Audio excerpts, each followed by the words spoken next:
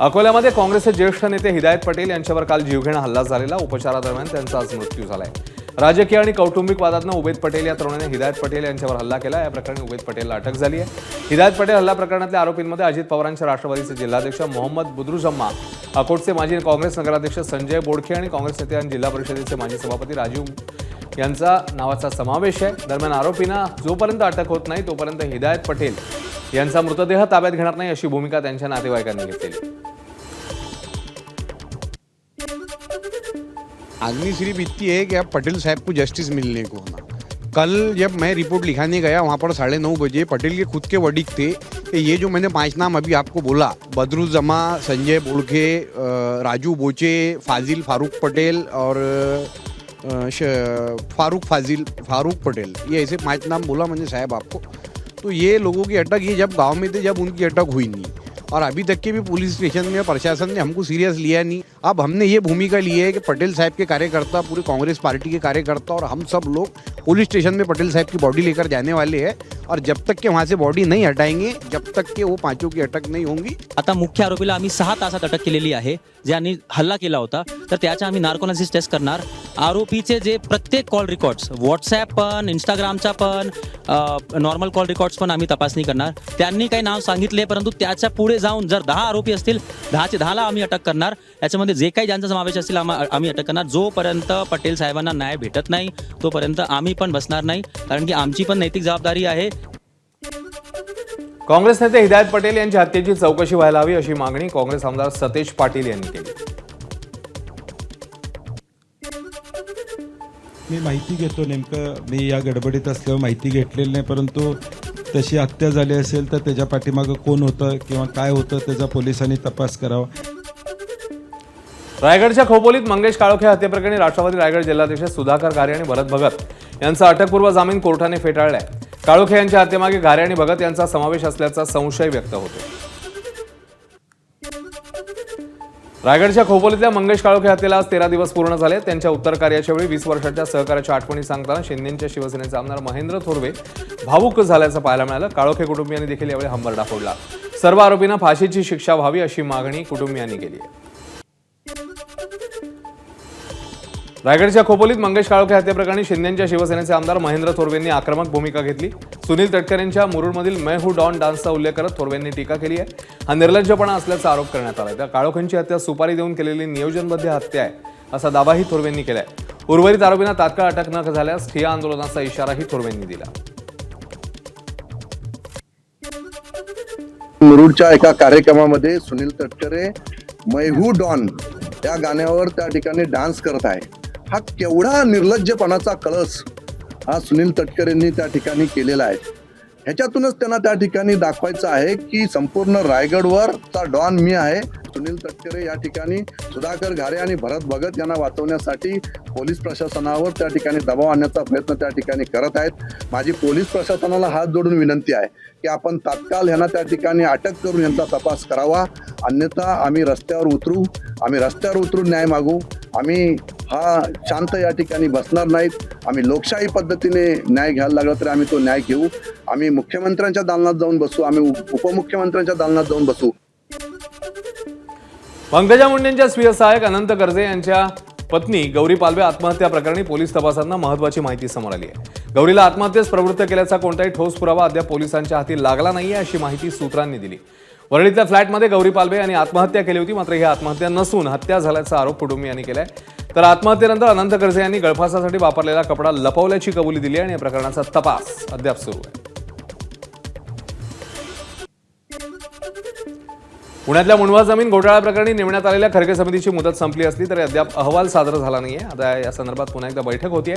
समितीला आणखी मुदतवाढ मिळण्याची शक्यता आहे. मात्र ही चौकशी केवळ वेळकाढूपणासाठी असल्याचा गंभीर आरोप सामाजिक कार्यकर्ते विजय कुंभार यांनी केलेला आहे. बैठका होतील, फायली फिरत राहतील, पण प्रत्यक्षात अहवाल येईल की नाही याची खात्री नाही आणि आलाच तरी त्यातून काही निष्पन्न होणार नाही असा आरोप कुंभार यांनी केला.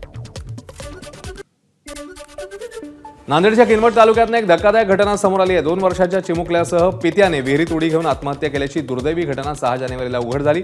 सिंदखेड पोलीस ठाण्याच्या हद्दीतल्या दहिली गावात ही घटना घडली आणि विक्रम मर्शेटवार आणि त्यांचा 2 वर्षाचा मुलगा शिवाजी आणि मृतांची नावं आहेत. त्यामुळे घटनेमुळे संपूर्ण परिसरात शोककळा पसरली. आत्महत्येचं कारण स्पष्ट आहे.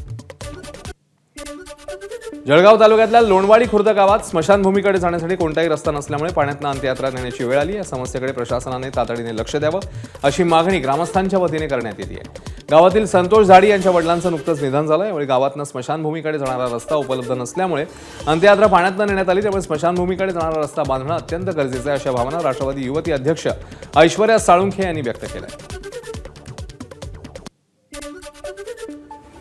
मी प्रशासनाला अशी नम्र विनंती करेल की आमच्या गावाकडे तुम्ही थोडं लक्ष घाला आणि आमच्या समस्यांचं निवारण करा. पूल आमच्या त्या रस्त्यावर तत्काळ रस्ते चांगले करून आणि पूल बांधण्याचं काम तुम्ही लवकरात लवकर करा. शेअर मार्केटमध्ये गुंतवलेला पैसा दामदुप्पट करून देण्याचा आमिष दाखवत गुंतवणूकदारांना तब्बल 2,39,00,000हून अधिक रकमेचा गंडा घालणाऱ्या खासगी कंपनीच्या मालकाला पालघर पोलिसांनी अटक केली. बोईसरमधील Rich To Money Private Limited या कंपनीचा मालक रोशन जैन याच्यावर 13 गुंतवणूकदारांची फसवणूक केल्याचा आरोप आहे. मुंबईमध्ये अभिनेता आणि निर्माता अभिमन्यू सिंग यांच्या अंधेरी पश्चिम इथल्या घरफोडी प्रकरणाचा ओशिवरा पोलिसांनी उलगडा केलाय. लोखंडवाला परिसरातल्या उच्चभ्रू इमारतीतील फ्लॅटमध्ये 29 ते 30 डिसेंबरच्या रात्री चोरी झालेली. तांत्रिक तपास आणि गोपनीय माहितीनंतर सराईत गुन्हेगाराला अटक झाली आहे. भंडारामध्ये पवनी वनविभागाच्या संरक्षित वनक्षेत्रात मुरुम तस्करांनी पोकलेंडच्या साहाय्याने उत्खनन करत 3 टिप्परमधनं वाहतूक सुरू असल्याचा धक्कादायक प्रकार उघड झालाय. या प्रकरणी वनपरिक्षेत्राधिकारी वृषाली नागदेवे यांच्या नेतृत्वाखाली एक पोकलँडने 3 टिप्पर ताब्यात घेण्यात आले. 4 जणांविरोधात वन खात्यात गुन्हा दाखल पाहायला मिळतोय. भंडारा जिल्ह्यात शेतकऱ्यांची फसवणूक करणाऱ्या बोगस भात बियाण्यांचा मोठा पर्दाफाश झालाय. लाखांदूर तालुक्यातल्या पिंपळगाव कोहळी इथे कृषी विभागाच्या भरारी पथकाने छापा टाकत सुमारे 2.5 लाख रुपयांचा बोगस भात बियाणं जप्त केलं. बनावट माहिती पत्रक आणि खोट्या प्रयोगशाळा तपासणीच्या कागदांवर शेतकऱ्यांना बियाणं विकलं जात असल्याचं चौकशीमध्ये उघड झालं. गोंदिया जिल्ह्यामध्ये बालविवाह रोखण्यात प्रशासनाला मोठे यश आलंय. जिल्ह्यातील तिरोडा तालुक्यातल्या सेलोटपार केसलवाडा इथे नवरदेव बोहल्यावर चढण्यापूर्वीच बालविवाह थांबवण्यात आला. गोपनीय माहितीच्या आधारे दामिनी पथक, जिल्हा महिला आणि बालविकास विभाग यांच्यासह इंडियन सोशल वेलफेअर सोसायटीने संयुक्त कारवाई केली. तपासात नवरीचं वय अपूर्ण असल्याचं स्पष्ट झाल्यावर बालविवाह थांबवण्यात आलाय. नंदुरबार जिल्ह्यात मकर संक्रांतीच्या पार्श्वभूमीवर वन्यप्राणी संरक्षण आणि बहुउद्देशीय संस्थेच्या वतीने गांधीगिरी पद्धतीने नायलॉन मांजा विक्री विरोधात जनजागृती झाली आहे. नायलॉन मांजामुळे प्राणी, पक्षी आणि मानवाच्या जीवाला होणारा धोका, अपघात आणि जीवितहानीचे गंभीर परिणाम समजावून सांगण्यात आले. तसंच नायलॉन मांजा विक्री केल्यास पोलीस आणि प्रशासनाकडून कठोर कारवाई होऊ शकते याची माहिती देखील देण्यात आली. बांगलादेशात आणखी एका हिंदू तरुणाचा मृत्यू झाला. 19 दिवसात बांगलादेशात तब्बल 7 हिंदूंनी आपले प्राण गमावले. मिथुन सरकार हा मृत्युमुखी पडलेला 7वा तरुण आहे.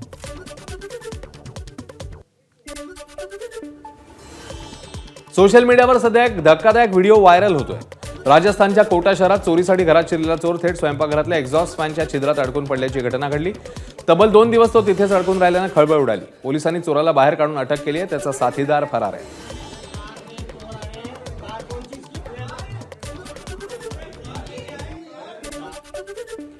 इराणमध्ये महागाई आणि ढासळलेल्या अर्थव्यवस्थेविरोधात आंदोलन अधिक तीव्र होते. तेहरानच्या ग्रँड बाजारात नागरिकांनी आंदोलन केले. यावेळी सुरक्षा दलांनी आंदोलनकर्त्यांना अश्रुधुराचा वापर करत पांगवले. सलग 10व्या दिवशी सुरू असलेल्या आंदोलनाच्या पार्श्वभूमीवर इराणी राजकुमार रेजा पहलवी यांनी प्रथमच नागरिकांना रस्त्यावर उतरण्याचं आवाहन केलंय. इस्लामिक राजवटीविरोधात रेजा पहलवानीला परत आणा अशा घोषणांनी इराण धुमसत असून सर्वोच्च नेते अली खामेनी यांच्या राजवटीविरोधात पुन्हा एकदा प्रतिक्रांतीची शक्यता व्यक्त होती.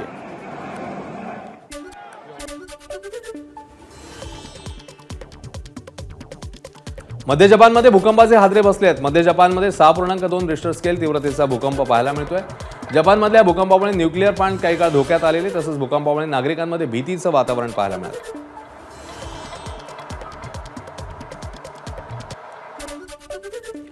मराठी चित्रपटसृष्टीत सध्या नवनवीन प्रयोग केले जात असतानाच लाट सुरू असतानाच मुक्ता बर्वे अभिनीत माया सिनेमा प्रेक्षकांच्या भेटीला आलाय. सिनेमाचं पोस्टर नुकतंच प्रदर्शित झालंय. अभिनेत्री मुक्ता बर्वे, सिद्धार्थ चांदेकर, रोहिणी अट्टंगडी, गिरीश ओक हे कलाकार यामध्ये मुख्य भूमिकेत आहेत. 27 फेब्रुवारीला चित्रपट प्रेक्षकांच्या भेटीला येतोय. 24व्या पुणे इंटरनॅशनल फिल्म फेस्टिवलमध्ये माया फिल्मची निवड झाली. बांगलादेश क्रिकेट बोर्डने भारतातील 2020 विश्वचषकाचे सामने इतरत्र खेळवण्याची मागणी आयसीसीने फेटाळून लावली. त्यामुळे बांगलादेशला आता आगामी विश्वचषकात नियोजित वेळापत्रकानुसारच खेळावं लागेल. असं न केल्यास बांगलादेशला आपले गुण गमवावे लागतील असं आयसीसीने स्पष्ट केलंय. मुस्तफिजुर रहमानला आयपीएलमधनं वगळल्यावर बांगलादेश क्रिकेट बोर्डने सुरक्षेच्या कारणास्तव श्रीलंकेमध्ये सामने आयोजित करा अशी मागणी केली होती. मात्र आयसीसीने आधी बीसीसीआय आणि नंतर बीसीबीशी चर्चा करून सामन्यांच्या ठिकाणांमध्ये कोणताही बदल होणार नाही हे स्पष्ट केलं. नुकतेच मनसेतनं भाजपात प्रवेश केलेले माजी नगरसेवक संतोष धुरींनी मनसेवर गंभीर आरोप केले. संदीप देशपांडेंनी पक्ष सोडून जावं यासाठी प्रयत्न सुरू आहेत असा आरोप संतोष धुरींनी केलाय. संतोषजी, आता आम्ही बघितलं तुमची हे ऑफिस, त्याच्यामध्ये मनसेचं एक पोस्टर होतं ते तुम्ही आता काढून टाकलं. जिथे जिथे मनसे दिसते तिथे तिथे तुम्ही ते सगळं चिन्ह झाकतायत.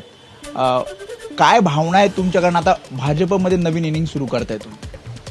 आम्हाला झाकलं म्हणून आम्ही ते झाकलं.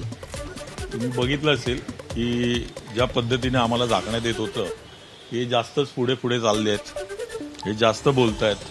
त्यांच्यामुळे कुठे ना कुठेतरी पक्ष दिसतोय, नेहमीच चर्चेत राहतोय. अशा लोकांना झाकलं गेलं पाहिजे.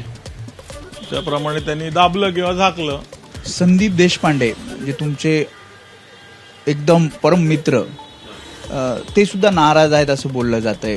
तुमच्या दोघांना तुम्ही काल म्हणालात की बाजूला ठेवलं जातंय, ते पण तुमच्या वाटेवर आहेत अशी सुद्धा चर्चा आहे. चर्चा काही होऊ शकते ना. आता तुम्ही जसं आता म्हणालात की तिकीट मिळाली नाही म्हणून नाराज. एवढं वर्ष हा या पक्षामध्ये होता, फक्त तिकीट नाही मिळालं म्हणून नाराज झाला आणि गेला, ही चर्चा आहे ना. मग तशीच त्याची पण एक चर्चा सुरुवात केलेली आहे की तो नाराज आहे, तू जा एकदा इकडनं, अशी परिस्थिती निर्माण करायची आणि एक दिवस त्याला पण घालवणार तिकडे. तिकडे अकोटमधील भाजप आमदार प्रकाश भारसाकळेंना पक्षाने कारणे दाखवा नोटीस बजावली आहे. एमआयएमशी युती केल्याप्रकरणी भाजप प्रदेशाध्यक्ष रवींद्र चव्हाणांच्या आदेशानुसार कडक कारवाई झाली आहे. आपल्यामुळे पक्षाची प्रतिमा मलिन झाली, आता कारवाई का करण्यात येऊ नये असा सवाल प्रदेशाध्यक्षांनी या नोटीसमध्ये विचारला आहे. मनसेला मुंबईमध्ये लागलेली गळती सुरूच आहे. माहीम प्रभाग क्रमांक 190 मधील मनसेचे माजी नगरसेवक वीरेंद्र तांडेल यांनी पक्षाला जय महाराष्ट्र केलाय. माहीममधील मनसेच्या संघटनात्मक कामात अपमानास्पद वागणूक दिली जाते असा आरोप त्यांनी केला. राज ठाकरेंना एक पत्र लिहित त्यांनी हा राजीनामा दिलाय. स्थानिक पातळीवर एकजूट आणि संघभावनेचा अभाव आहे असाही आरोप त्यांनी केलाय. पक्षाची विचारधारा व्यवस्थापनात दिसत नाही असं सांगत त्यांनी आपली नाराजी राज ठाकरेंना कळवली. काँग्रेस पक्षात मोठी शिस्तभंगाची कारवाई झाली. अंबरनाथ शहराध्यक्ष प्रदीप पाटील यांचं निलंबन झालंय. अंबरनाथमधील ब्लॉक कमिटी देखील बरखास्त करण्यात आली आहे. निवडून आलेल्या 12 नगरसेवकांना कारणे दाखवा नोटीस बजावण्यात आली आहे. प्रदेशाध्यक्ष हर्षवर्धन सपकाळ यांच्या आदेशानंतर कारवाई झाली आहे. भाजपसोबत युती केल्यानं पक्षशिस्तीचा भंग झाल्याचा आरोप आहे. तर निलंबित नगरसेवक भाजपमध्ये प्रवेश करतील असा दावा करण्यात आला आहे. ठाणे महापालिकेच्या निवडणुकीतील 649 पैकी 114 उमेदवार कोट्यधीश असल्याचं समोर आलं. यात शिवसेनेचे सर्वाधिक कोट्यधीश उमेदवार आहेत असंही समोर आलंय. प्रताप सरनाईकांच्या पत्नी परीक्षा सरनाईकांची मालमत्ता 381 कोटी रुपये, तर मुंबईतले शरद पवारांच्या राष्ट्रवादीचे मोहम्मद जैद अतिक खान यांचे एकूण उत्पन्न केवळ 20,502 रुपये असल्याचं समोर आलंय. जालना महापालिकेत एमआयएम आणि भाजपची छुपी युती असून शहरात मोठ्या दंगलीचा कट असल्याचा आरोप वंचित बहुजन आघाडीचे जिल्हाध्यक्ष डेव्हिड घुमारे यांनी केलाय. दोन्ही पक्ष एकत्रच असून या पक्षाकडनं दंगल सदृश परिस्थिती तयार केली असं देखील ते म्हणाले. तर दानवे खोतकर आणि गोरंट्याल कुटुंब हे बाहेरगावचं असून त्यांनी जालना महापालिकेत घुसखोरी केल्याचा आरोप वंचित बहुजन आघाडीच्या वतीने करण्यात आलाय. पैलवान महेश लांडगेंनी अजित पवारांवर पलटवार केला. उपमुख्यमंत्री अजित पवार महाराष्ट्राचे आका आहेत असा पलटवार महेश लांडगेंनी केलाय. त्यामुळे पिंपरी चिंचवडमध्ये अजित पवार विरुद्ध पैलवान महेश लांडगे अशी लढाई पाहायला मिळते.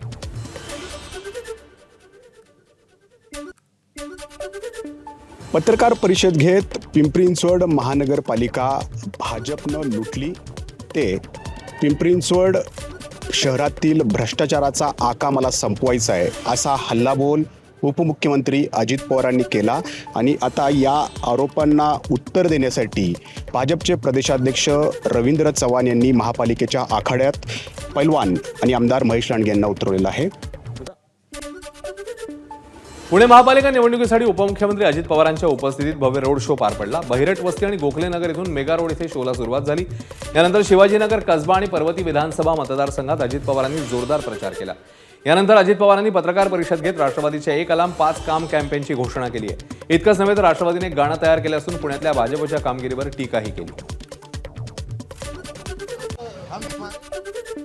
पुणे महापालिकेसाठी भाजपचा जाहीरनामा प्रकाशित करण्यात आलाय. संकल्प पत्र नावाने भाजपचा जाहीरनामा प्रसिद्ध झालाय. आर्थिक दुर्बल घटकातल्या कुटुंबांना मालमत्ता कर माफ करणार, महिलांना सवलतीच्या दरात मेट्रो आणि पीएमपीएमएल बस सेवा उपलब्ध करून देऊ अशी घोषणा जाहीरनाम्यातनं करण्यात आली. कोल्हापूर महापालिकेसाठी काँग्रेसकडनं जाहीरनामा प्रकाशित करण्यात आला. यावेळी खासदार शाहू छत्रपती महाराज, काँग्रेस नेते आमदार सतेज पाटील यांच्या उपस्थितीत जाहीरनामा प्रदर्शित करण्यात आला. या खासदार शाहू छत्रपती महाराज, काँग्रेस नेते आमदार सतेज पाटील, आमदार जयंत आसगावकर यांच्या प्रमुख उपस्थितीत काँग्रेसच्या सर्व उमेदवारांनी करवीर निवासिनी अंबाबाई देवीचं दर्शन घेतलं आणि हा जाहीरनामा विधिवत पूजा करून अंबाबाई चरणी अर्पण केलाय. कोल्हापुरात महापालिका निवडणुकीचा प्रचार शिगेला पोहोचलाय. याच दरम्यान प्रचारात वेगळीच रंगत पाहायला मिळाली. पारंपरिक राजकारणाला लोककलेची शाहिरीची जोड देत थेट शाहीर दिलीप सावंत आपल्या लेकीसह निवडणुकीच्या रणांगणात उतरलेत. हातात डफ, तुणतुणं, डोक्यावर फेटा आणि ओठांवर शाहिरी कवनं अशा आगळ्यावेगळ्या अंदाजात बापलेकीची जोडी कोल्हापुरातल्या आपल्या मतदारसंघांमध्ये प्रचार करताना पाहायला मिळते.